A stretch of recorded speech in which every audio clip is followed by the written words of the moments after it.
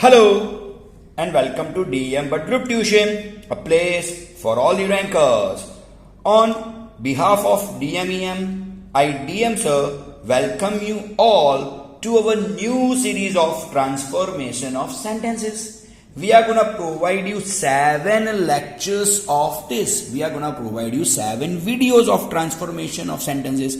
Each video contains 7 sentences. So we can speak like that. If there are 7 videos containing 7 sentences, almost 47 sentences of transformation of sentences will be included in these 7 lectures.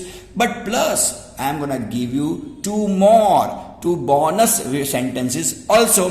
तो चलिए शुरू करते हैं आज का lecture transformation of the sentences. सभी के सभी लेक्चर्स बढ़िया वाले रहेंगे और मेरा इतना मानना जरूर से है कि अगर ये 7 वीडियो आपने अच्छी तरह से देख लिए, मुझे नहीं लगता कि आपको कहीं भी आगे जाके ट्रांसफॉर्मेशन ऑफ सेंटेंसेस में कहीं पर भी दिक्कत आने वाली है।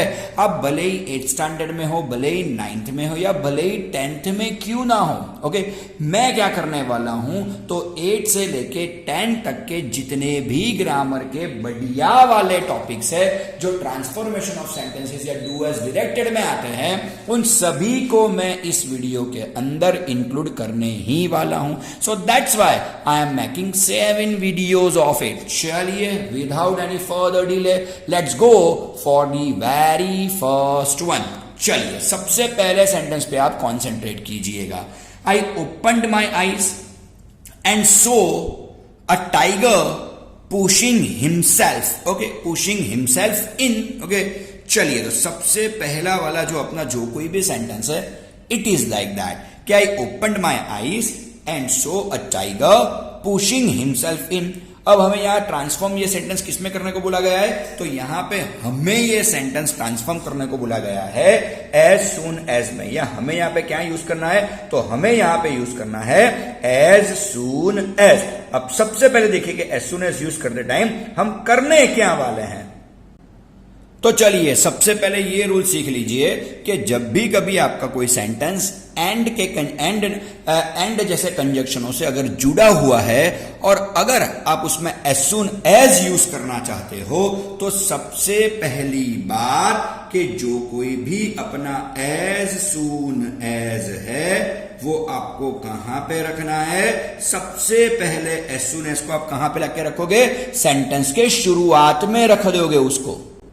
तो आ गया भाई सेंटेंस के शुरुआत में सबसे पहले एज सून एज के बाद हमेशा ही हमें सब्जेक्ट लेना होता है, या उसकी कोई दिक्कत नहीं आने वाली। यहां पे कौन सा अपना सब्जेक्ट है, आई।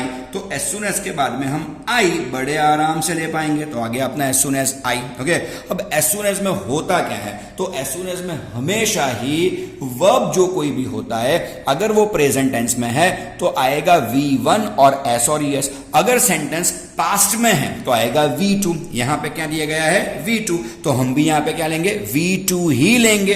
कोई उसमें नया कुछ करने वाली बात ही नहीं है। तो as soon as I open, okay, आ गया यहां पे ओपन्ड माई आईज।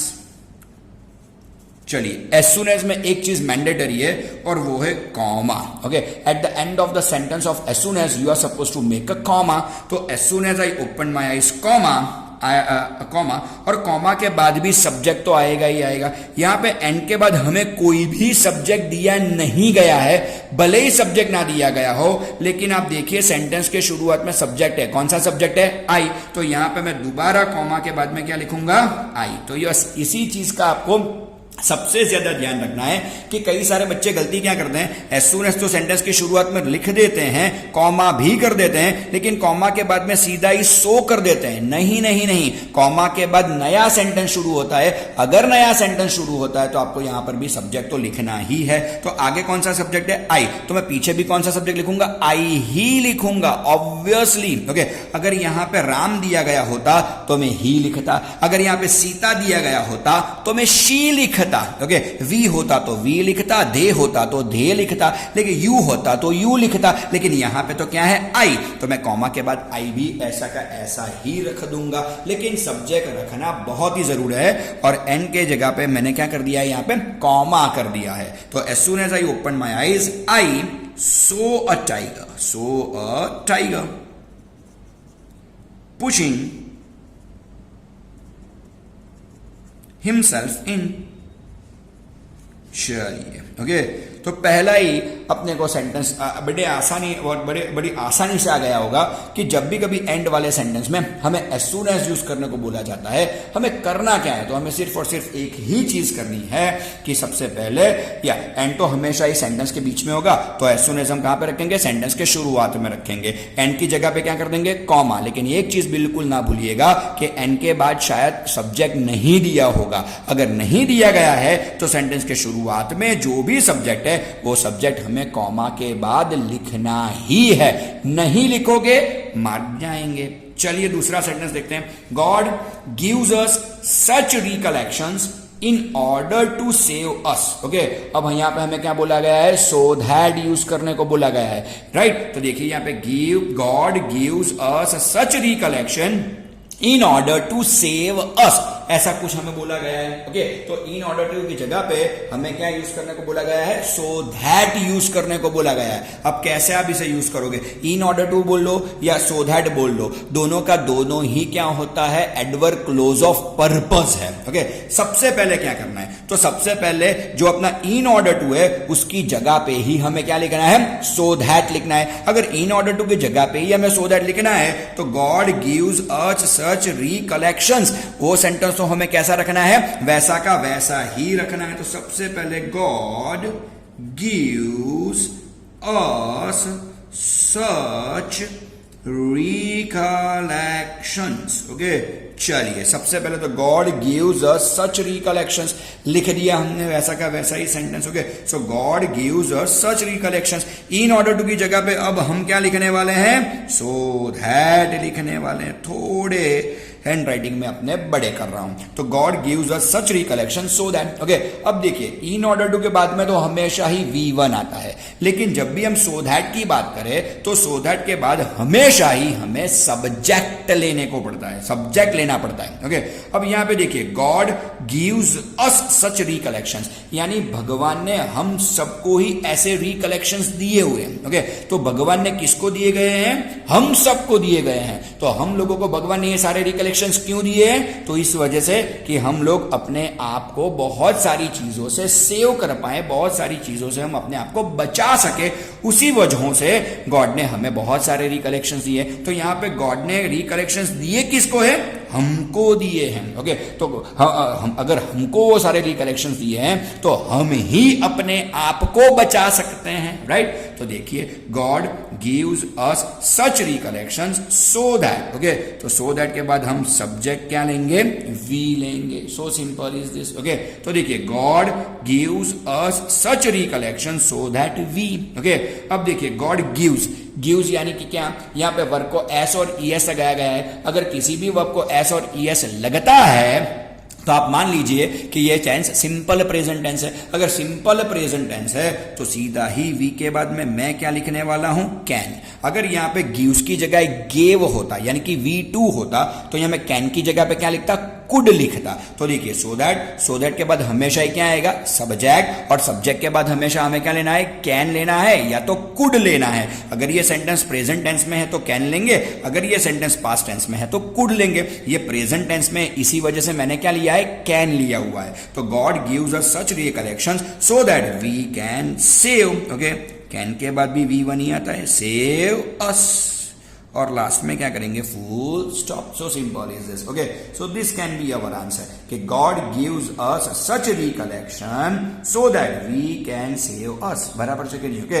अच्छा आप ऐसा भी सेंटेंस बना सकते हैं, देखिए आप देखिए हमें। Okay, God gives us such recollections, okay, so that. Okay, God के लिए हम यहाँ पे ही यूज कर सकते हैं। ओके, गॉड के लिए हम ही भी यूज कर सकते हैं। गॉड ने हमें ये सारे रिकलेक्शंस क्यों दिए, ताकि वो हमें बचा सके, राइट। हमको हमारी जात को बचाने की जरूरत नहीं, भगवान आके बचा लेंगे। अभी इंडिया है, यहाँ पे सबको भगवान ही बचाता है। तो God gives us such recollection so that ही के बाद क्या लेंगे, कैन, ओके, उसके बाद में क्या आएगा, सेव, और उसके बाद में क्या आएगा, अस, ओके। तो इस तरह से भी आप सेंटेंस बना सकते हो, no doubt about that, okay. So simple is this. तो God gives us such recollections so that we can save us, and God gives us such recollections so that he can save us. दोनों तरह से sentence बनता है, no issue with this, okay. तो इस तरह से जब भी इन ऑर्डर टू की जगह पे सो दैट आता है तो इन ऑर्डर टू की जगह पे सो दैट, उसके बाद में सब्जेक्ट, सब्जेक्ट के बाद में कैन भी आ सकता है, कुड भी आ सकता है, उसके बाद में V1, बाकी आप आराम से मैनेज कर पाओगे। चलिए चलते हैं सेंटेंस नंबर 3 पे। यहां पे लिखा है peer is too old to continue working. Just have a look over here. Sentence क्या दिया गया है हमें, तो सेंटेंस दिया गया है peer is too old to continue working, right. यहां पे रिमूव टू बोला गया है। अगर रिमूव टू नहीं बोलेंगे तो ऐसा बोलेंगे मेक नेगेटिव, ओके। या तो रिमूव टू बोलेंगे या तो क्या बोलेंगे, मेक नेगेटिव बोलेंगे, ओके। अब सेंटेंस बनाएंगे किस तरह से, सबसे पहले तो ये जो अपना TW2 आपको दिख रहा है यहाँ पे, ओके, यहाँ पे TW2 भी है और TO2 भी है, राइट। सबसे पहले क्या करेंगे, तो सबसे पहले जो अपना TW2 है ना, उसकी जगह पे हमें क्या लिखना है, सो दैट, सो लिखना है। तो सबसे पहले देखिए पियर, PIE RRE इज, TW2 की जगह पे क्या लिखेंगे, सो लिखेंगे, ओके। उसके बाद में एडजेक्टिव ओल्ड तो रहेगा ही रहेगा, और TO2 की जगह पे हमें क्या लिखना है, दैट लिखना है। तो जब भी कभी आपको रिमूव टू आता है या रिमूव टू को मेक नेगेटिव, ऐसा कोई ट्रांसफॉर्मेशन दिया गया है, तो आप इतना जरूर से याद रखिएगा कि इस यहां पे TW2 की जगह पे हम क्या लिखेंगे, सो लिखेंगे, और TO2 की जगह पे हम क्या लिखेंगे, दैट लिखेंगे, राइट। तो it is called so dash dash dash dash that. समझिए, इसको इस सो दैट से कोई लेना देना नहीं है। ये भी सो दैट ही बनेगा, ये भी सो दैट ही है, ये भी सो दैट है, लेकिन ये पर्पज है, ये रिजल्ट है, राइट। दोनों में बहुत अंतर है। ऐसे भी बोल सकते हैं कि ये सो दैट है और ये so dash dash dash dash that है, यानी डैश डैश डैश माने क्या, बीच में एडजेक्टिव आने वाला है, ओके। तो सबसे पहले TW2 की जगह पे सो और TO2 की जगह पे दैट हमने ले लिया, तो peer is so old that, okay. अब दैट आया है तो यहां पे सब्जेक्ट तो रहेगा ही रहेगा, ओके। यहां पे सेंटेंस आप थोड़ा बहुत गुजराती कर लीजिए। इसका गुजराती कुछ इस तरह से होगा या हिंदी कुछ इस तरह से होगा कि peer is too old to continue working, कि पियर काफी ओल्ड है, वो काम नहीं कर सकता। अब ओल्ड अगर पियर है तो काम न कर, कौन कौन नहीं कर पाएगा, पियर ही नहीं कर पाएगा। तो पियर एक पुरुष व्यक्ति का नाम है, इसीलिए मैं यहां पे क्या ले रहा हूं, ही, ओके। अब वो बूढ़ा हो चुका है, वो ओल्ड हो चुका है, तो काम कर पाएगा कि नहीं कर पाएगा, नहीं कर पाएगा। ज्यादातर बूढ़े लोग काम नहीं कर पाते, ओके। तो ही के बाद हम कैन नॉट भी ले सकते हैं और कुड नॉट भी ले सकते हैं, ओके। लेकिन देखिए यहां पे क्या दिया गया है, इज, इज यानी कौन सा टेंस है, प्रेजेंट। अगर प्रेजेंट है तो ही के बाद में हम क्या लेंगे, कैन नॉट लेंगे, ओके। शायद अगर यहां पे वॉज दिया गया होता तो मैंने यहां पे कुड नॉट लिखा होता। तो peer is so old that he can not, can not के बाद तो V1 आएगा और टू के बाद तो V1 है ही, तो कैन नॉट के बाद continue, CONTINUE, continue working, okay.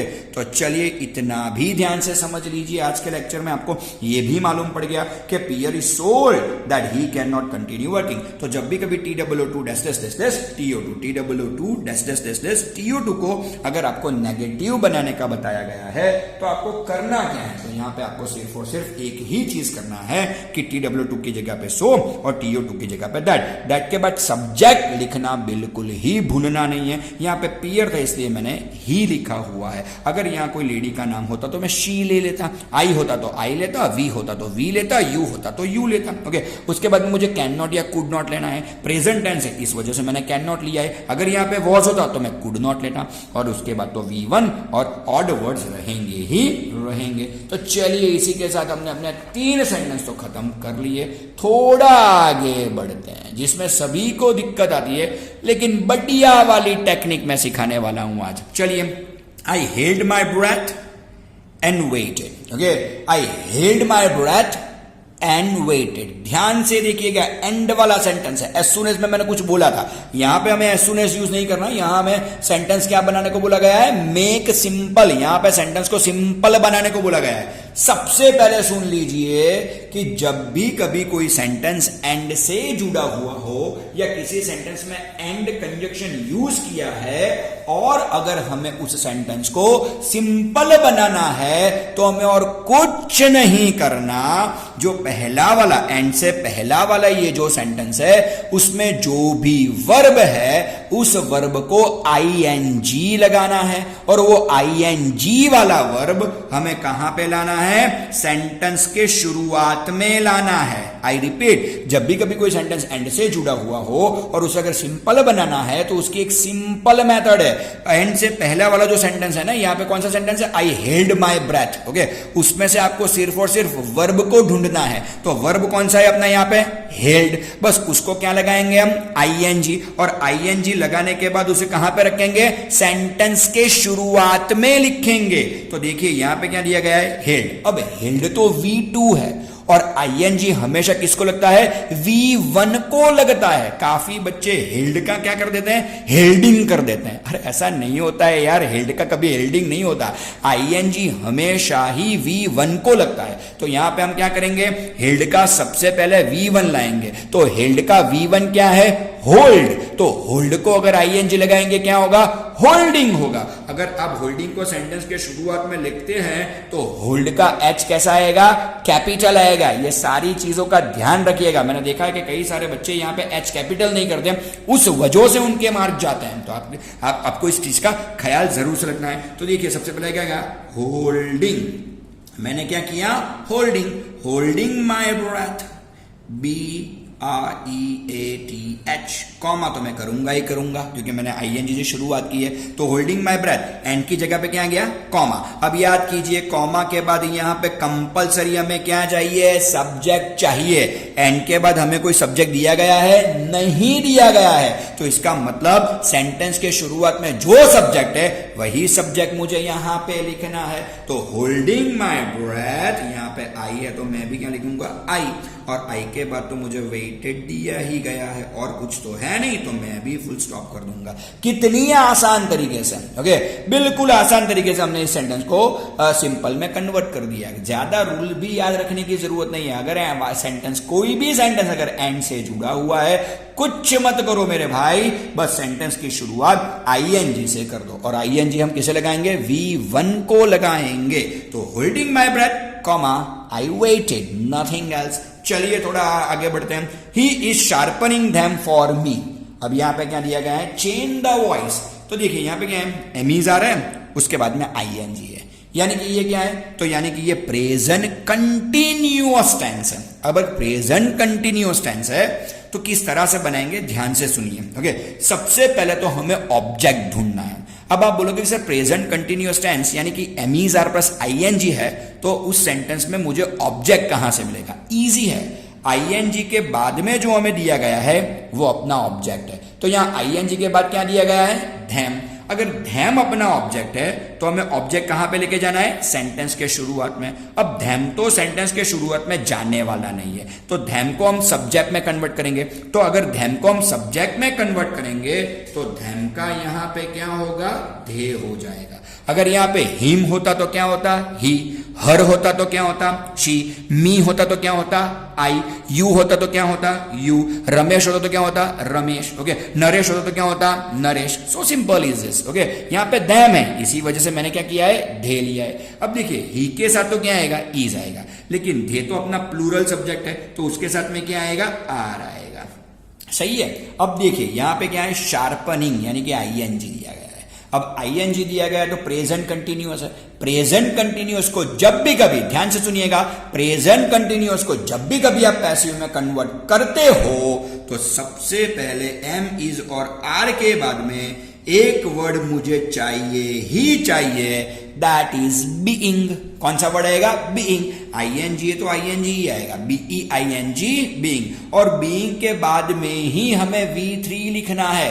किसका V3 लिखेंगे? जिसको एक्टिव सेंटेंस में आईएनजी लगाया है उसी का V3 लेंगे। तो शार्पनिंग, शार्पनिंग का V3 क्या होगा? शार्पन्ड होगा, आईएनजी निकल जाएगा। ओके, तो क्या होगा? SHARPENED आ गया sharpen. So they are being sharpen.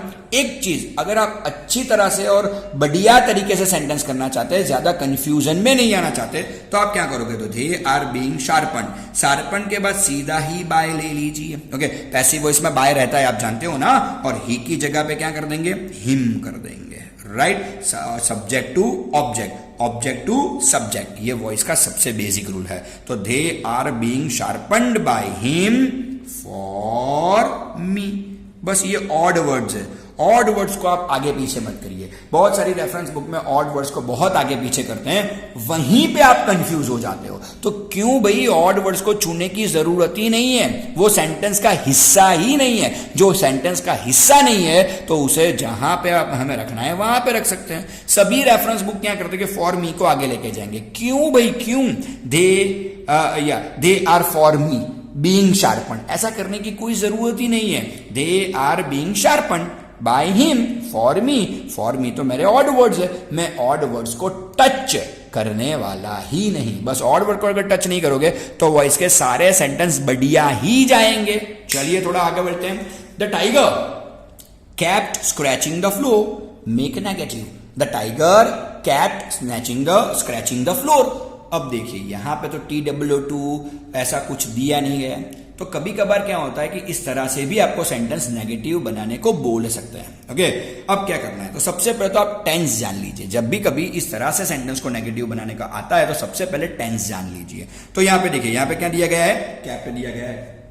Kept यानी अपना क्या है, V2 है। अगर V2 है यानी कि एक टेंस कौन सा हुआ, सिंपल पास्ट टेंस हुआ। अगर ये सिंपल पास्ट टेंस है तो उसको नेगेटिव बनाने के लिए हमें क्या यूज करना पड़ेगा, डिड नॉट यूज करना पड़ेगा। तो सबसे पहले क्या आएगा, द टाइगर। देखिए देखिए देखिए, मैं सेंटेंस किस तरह से बनाता हूं, द टाइगर, उसके बाद में क्या आएगा, डिड नॉट। ओके, अब बहुत सारे बच्चे गलती क्या करते हैं, तो डिड नॉट के बाद कैप्ट का कीप कर देते हैं, तो ऐसा बना देते हैं sentence, the tiger did not keep scratching the floor. आपको ऐसा लगेगा सर मैंने तो नेगेटिव बना दिया, बढ़िया वाला सेंटेंस बना दिया, डिड नॉट के बाद देखो मैंने V1 भी लिख लिया है, तो मैं तो बढ़िया ही चल रहा हूं। बिल्कुल नहीं, आपने सेंटेंस का सेंस बदल दिया। यहां पे क्या है, the tiger kept scratching the floor, यानी कि उसने फ्लोर को स्क्रैच किए रखा, किए गया, वो रुका ही नहीं। राइट, और आपने यहां पे क्या किया, the tiger did not keep scratching the floor, तो उसका मतलब क्या हुआ कि उसने वो काम छोड़ दिया, उसने फ्लोर को स्क्रैच नहीं किया।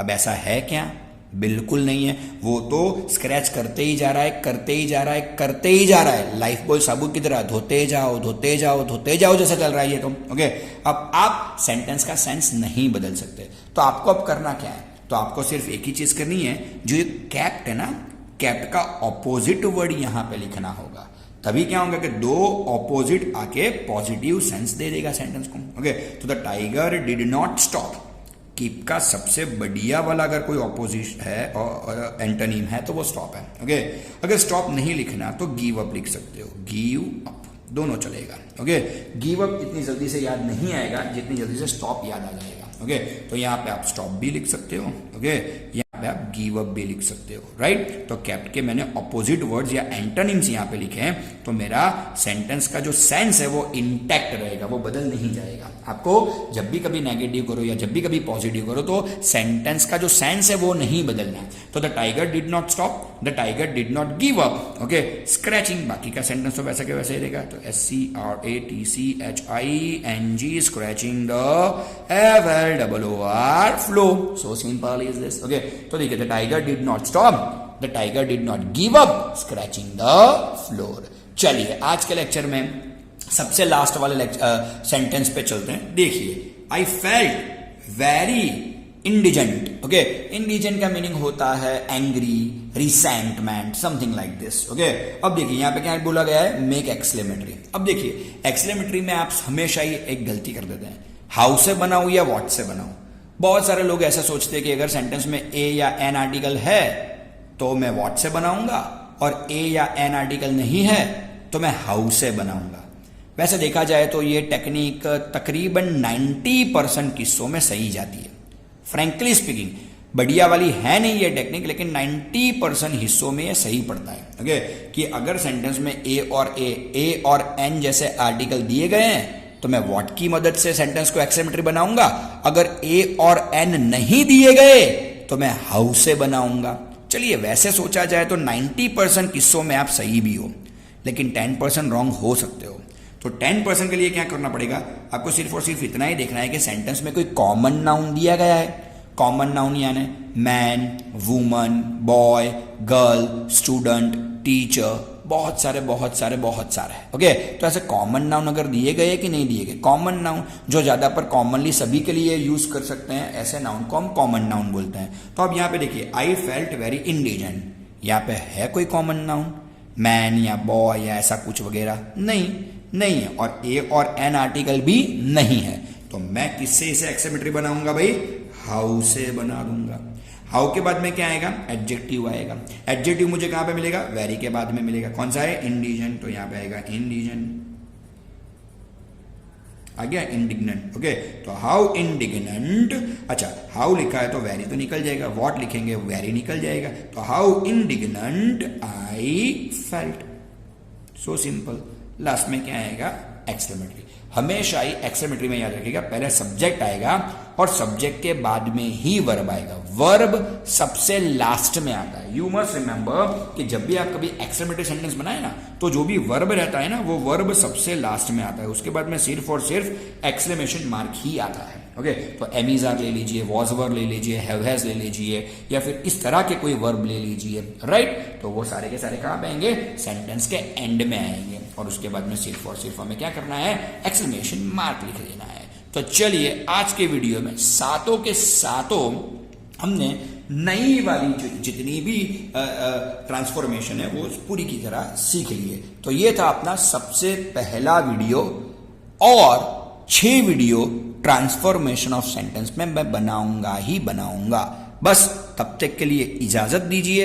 Here DM sir signing off. Thank you, bye.